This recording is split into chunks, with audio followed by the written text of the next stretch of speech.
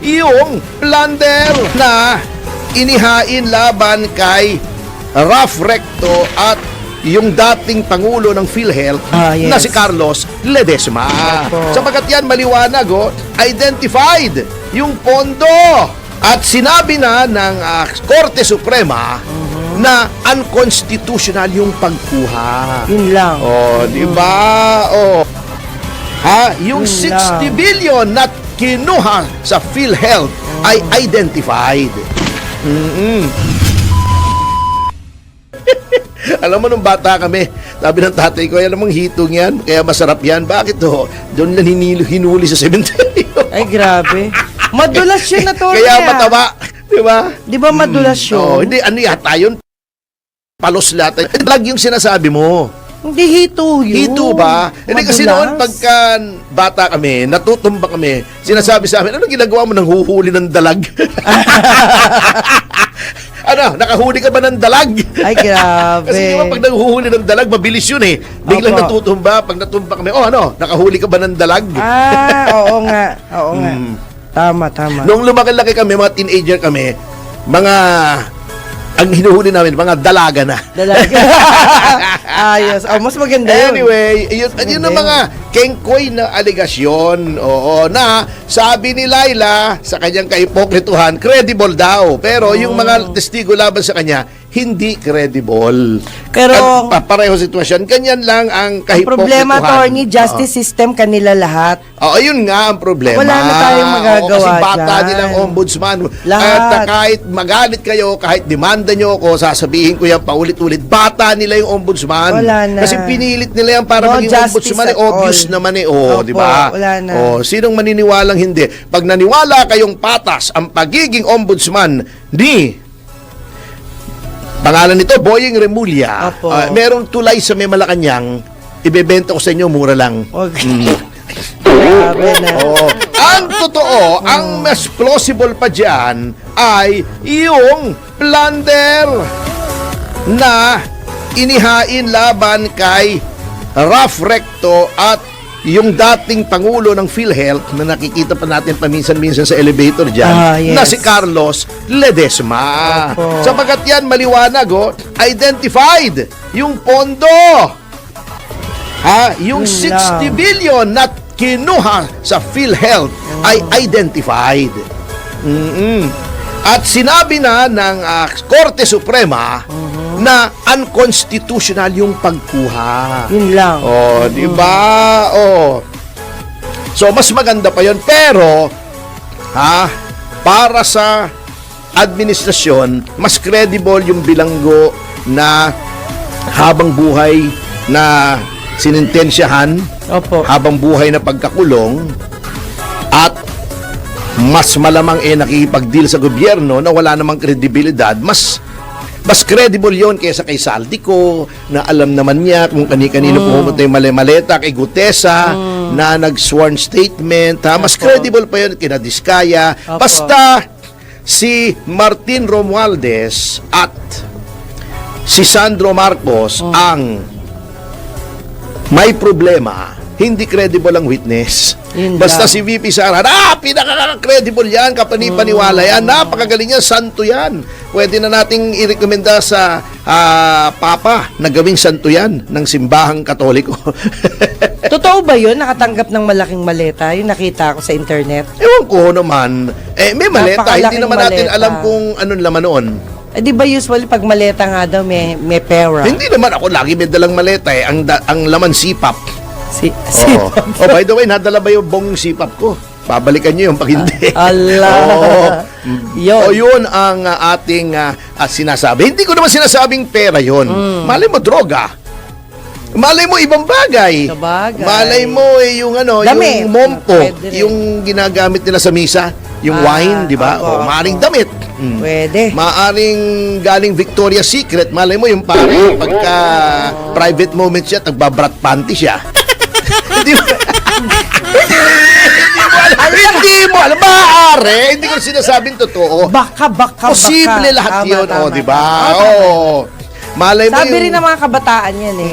Sila po ang Di ba? Oh, yun ang sinasabi ko. Tama po, tama. Ito ay pagdating dito, Dead Madela ang palasyo sa plunder doon sa Ayun ginawa na. nilang kabulastugan na kinuha Pag sa nila kanila, no? yung para sa kalusugan ng mga pangkaraniwang Pilipino. Yung mga Hindi. walang pambili ng gamot, walang pang Opo. ospital, di ba? Walang pang check-up, Walang kinuha pambayad. nila.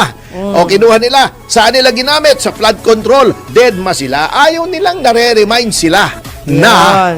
sila ay nagkandaloko-loko sa flood control. Oh. Yun ang problema. Oh, katulad nito ha. Oh, ito mong yabang ng gobyernong ito.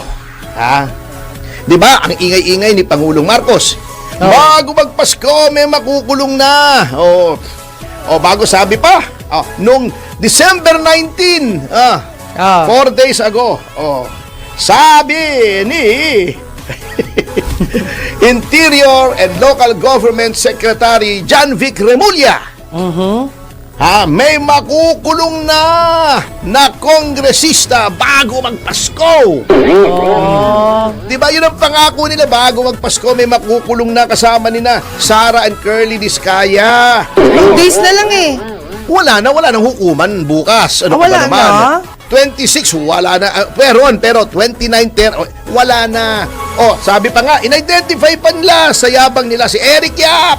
Mag-half day daw. Si Eric Yap. Oh, ano nangyari? 23 na. Opo. Sinong kinulong? Alam natin na nakakulong na nga si Curly eh. Oh. Si Sarah, yun ang kinulong nila. Oh, yun ang pinakulong nila. Yung mga district engineer, may nakukulong ba? Puro bailable. Oh. Wale. Ang pinakamasaklap dyan, binibili nitong mga district engineers ang kanilang kalayaan sa pamamagitan ng pagbigay ng pera. Restitution daw. Yun na yun. Restitution daw para maging state witness. Wala po sa batas talaga yan kasi talagang nagmumukang binibili mo yung pag-i-state witness mo. Kaya wala sa batas yan. Matagal na nating sinasabi yan. Pinangunahan na natin sila. Anong ire-restore mo?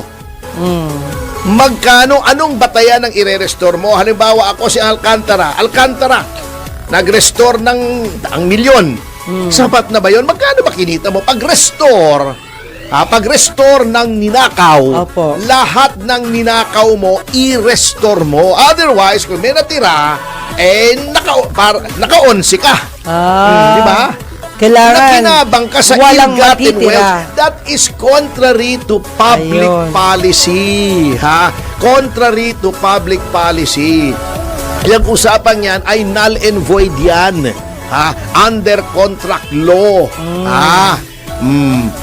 At even under our system of laws, contrary to public policy, anong mangyayari kung magnakaw ka ng 500 milyon at ibalik mo ang 300 milyon at natira sa iyo 200 milyon? Magnanakaw ang mga tao. may tubo pa. Kasi may tubo eh. May Ayun. pakinabang.